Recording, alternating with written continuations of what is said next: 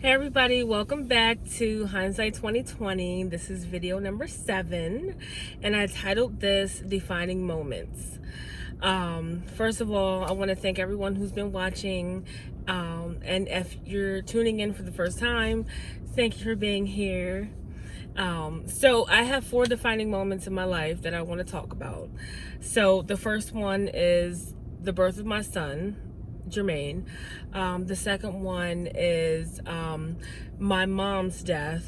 The third one is realizing that God is real. And the fourth one is the killing of my brother in 2016. So, Jermaine, my son, that was a defining moment in my life, finding out that I was pregnant. I found it when I was 18 years old. And I actually found out because I was in a car accident and I had to get an x-ray. So prior to getting an x-ray, I was asked if there was a possibility that I could be pregnant. I didn't think I was pregnant, but I was like, well, I guess there's a possibility. I mean, we're not using protection. So I was actually in the x-ray machine, and I was literally I had the vest on, and they had popped that question. So they canceled out the x-ray, and the next day I went down to Planned Parenthood and I got a pregnancy test.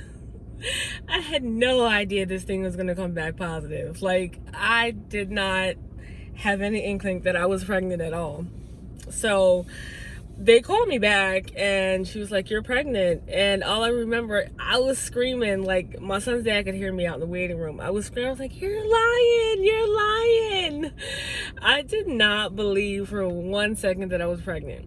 Not me. I never really thought about having kids. It was something, I guess, I wanted eventually, but it wasn't even a real thought. I never pictured myself being a mom. So from that moment on, I think maybe 14 weeks or something like that. It was really early, maybe 8 weeks. But from that moment on, my life changed. Some people's life changed when the child is born, but my life literally changed when I knew that I had this human being growing inside of me. Everything, my perspective on life changed. And all I wanted to do was be the best mom that I could be. And that started with him in the womb. I wanted to eat the right foods. I didn't want to smoke cigarettes or do any type of drugs. I didn't do drugs anyway at the time, but I didn't want to drink. I really wanted to do everything possible so that I could have a healthy baby. And then when my son was born, I mean, that was, it's an unexplainable feeling that you have after giving birth. It's first of all, it's wow, that thing really did come out of me. You think, you look at this baby who's really tiny, but they're really big, and they're big, the thought of them coming out of you makes them look bigger. So when I was in the hospital, my son never once went to the nursery. He was with me, I was in the hospital for 3 days, and he was with me the entire time. I think he had to go once to the nursery because they had to do this testing, but other than that, my son was with me the entire time in that hospital. He slept on the corner of the bed, at the top, right beside me the whole time. He never left my side. And that was that. He still is my everything. But he changed, being a mom changed my perspective on love. I learned what love really means because of my love for my son. I learned, loving him taught me what love should look like when you really love somebody or something.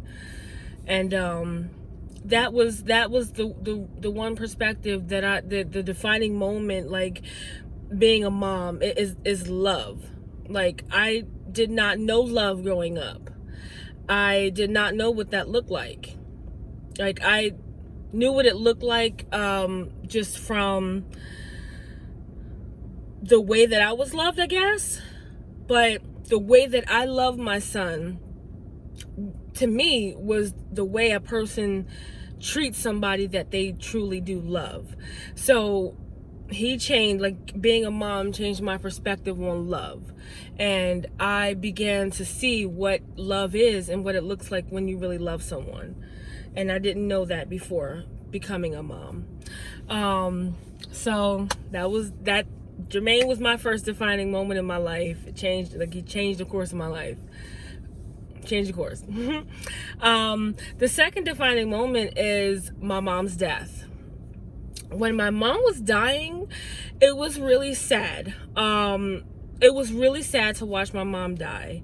My mom died at 51 of breast cancer, and she was on social security at the time she was dying. I think she had just kind of recently got granted that.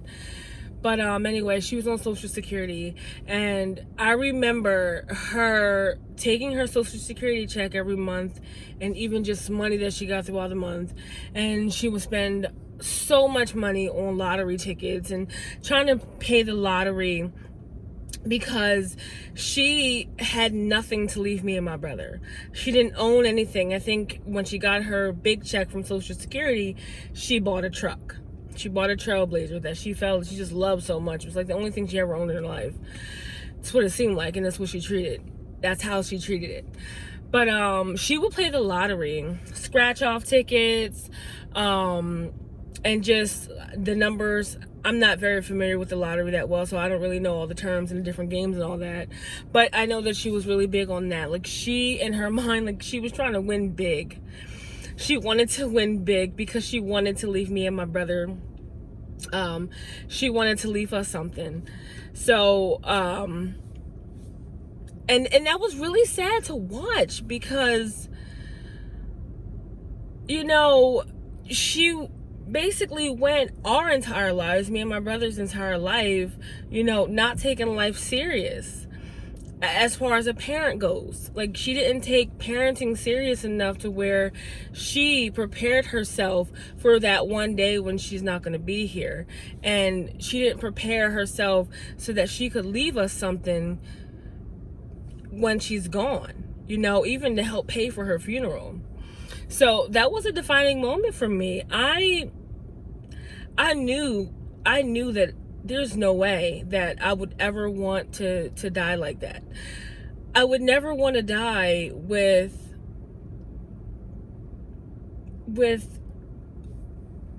like being haunted by all the things that I should have done. And I watched my mom die like that. My mom died wishing that she had more time, and, you know, wishing that she lived differently.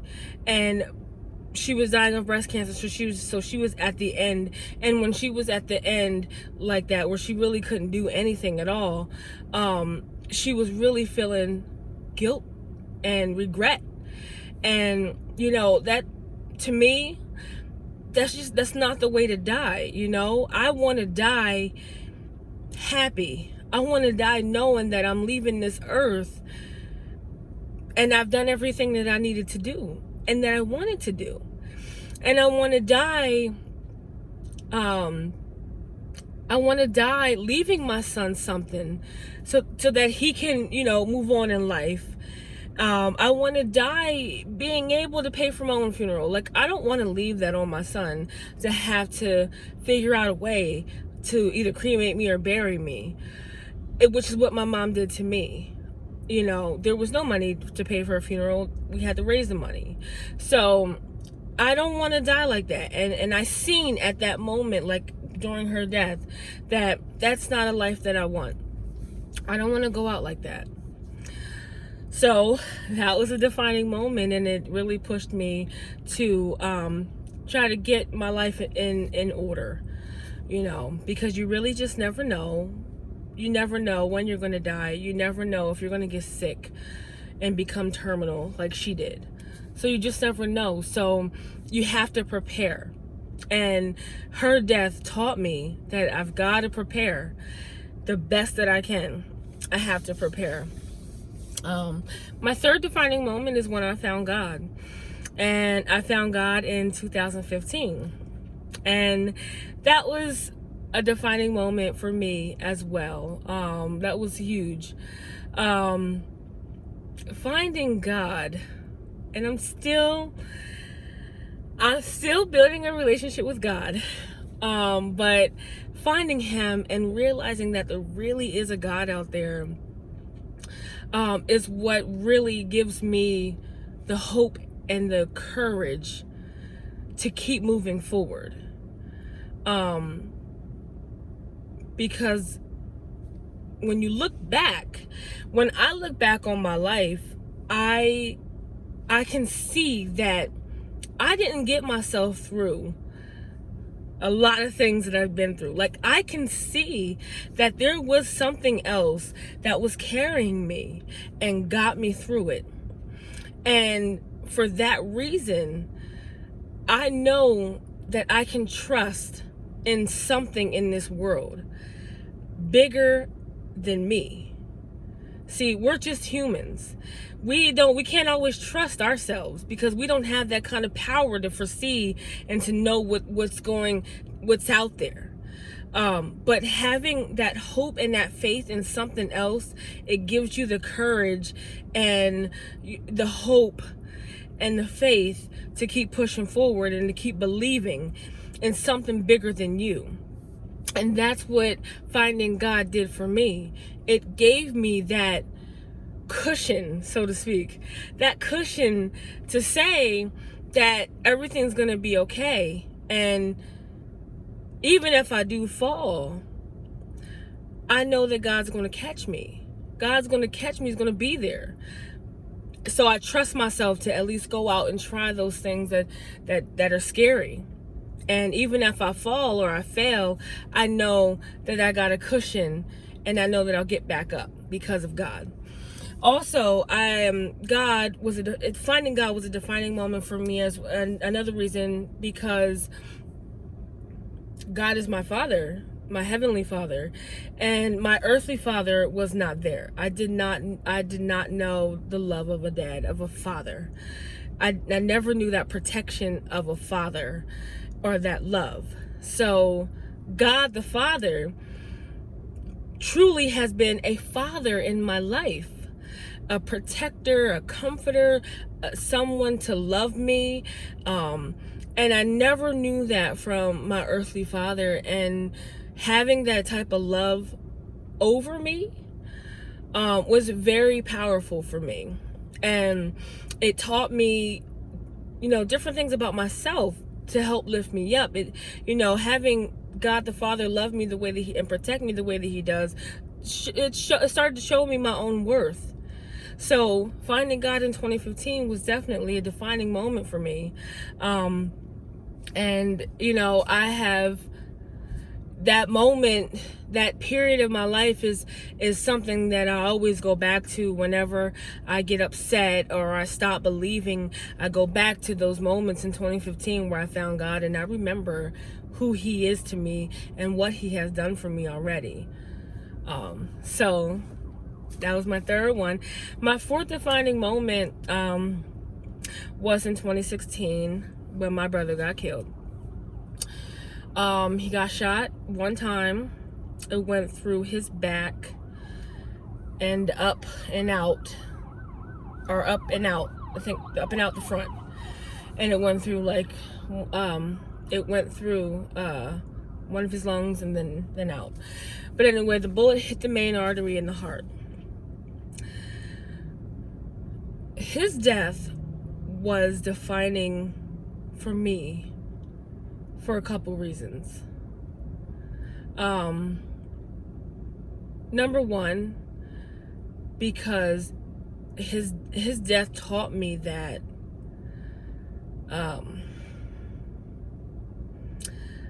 tomorrow is never promised. Sorry. It's actually really hard to talk about him. Um, tomorrow is never promised, and you're literally here one day and gone the next. And my brother didn't live. He spent the majority of his life in jail, well, in boot camps and back and forth, in and out of jail, and halfway houses, since he was 13 years old, and he died at 27. So he didn't live. He didn't experience life. He didn't travel. He didn't leave anything here to remind the world that he was even ever here, with the exception of my nephew. He did have a son. He has a son. But he didn't, there's no trace of him. He didn't do anything. And that struck me. You know, I don't want to leave this earth. Like, I don't want to not experience life. My brother, I think the farthest my brother has gone was Jersey, and he was like in and out of Jersey.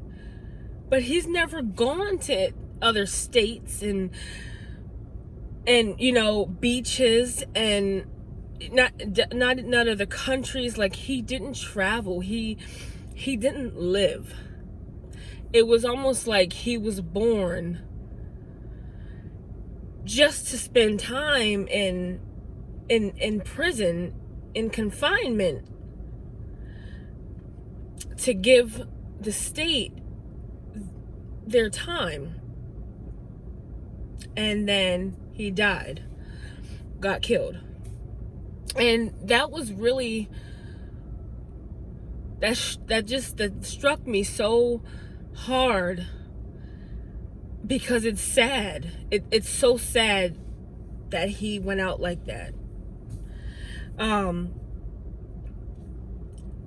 the other reason that his death was so defining,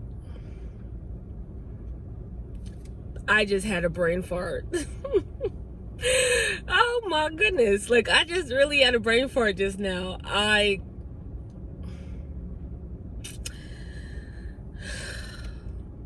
Okay, it came back to me. Thank you for staying. But the way it happened.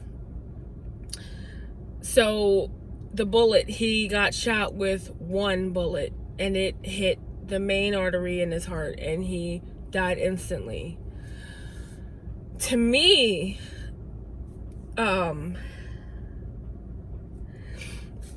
that struck me so hard, because it's one thing, you know, to get shot, and then it's another thing it's one thing to get shot up. We hear about people getting shot several times and being fine, you know, and living. But it's another thing when somebody gets shot one time,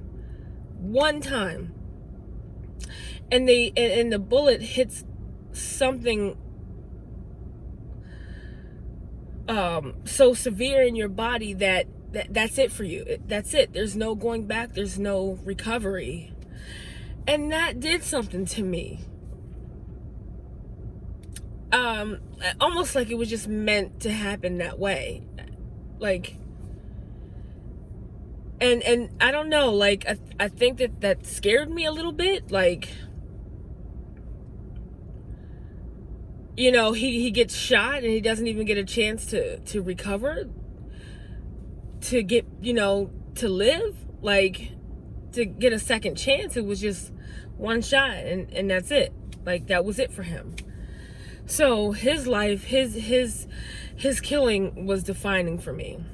And after my brother got killed is when there was a fire lit underneath me, and I realized that, you know, all the fears that I have of putting myself out here in the world and, you know, just trying to become my higher self and live on purpose and all those things that I had in my mind that I was so afraid of, you know, what people are going to say, what people are going to think,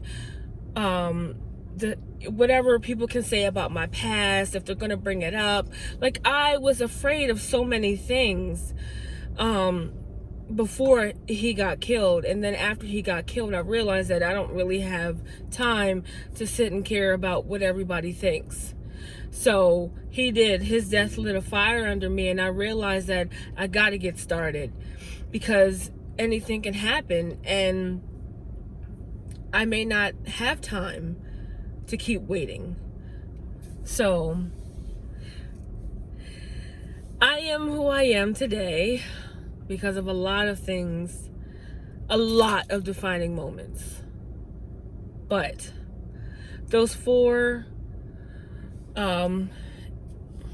times in my life, or things that happened in my life, are the ones that really stick out, and they're really significant to me. And throughout, you know, my life now, those 4 moments are things that I look back on for different reasons. You know, if I feel like giving up, or I'm hurting, or I feel like I can't push through, like, I look back on different parts of those 4 defining moments, and it helps me to keep moving forward.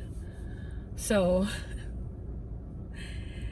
that was a little tougher of a video for me to do, but I'm glad I was able to get through that. So in hindsight, looking back, what have I learned? I did have to write this down. But what I learned is that time is not on our side. We need to appreciate the now, prepare for the worst, and stay close to God. And I stick by that. I stick by that lesson. And I take that with me everywhere I go. And every time I have to hurdle over challenges in my life or weather storms, I just remember those four significant moments of my life where they shaped who I am, and I remember why they shaped me, and that keeps me going. That keeps me moving forward.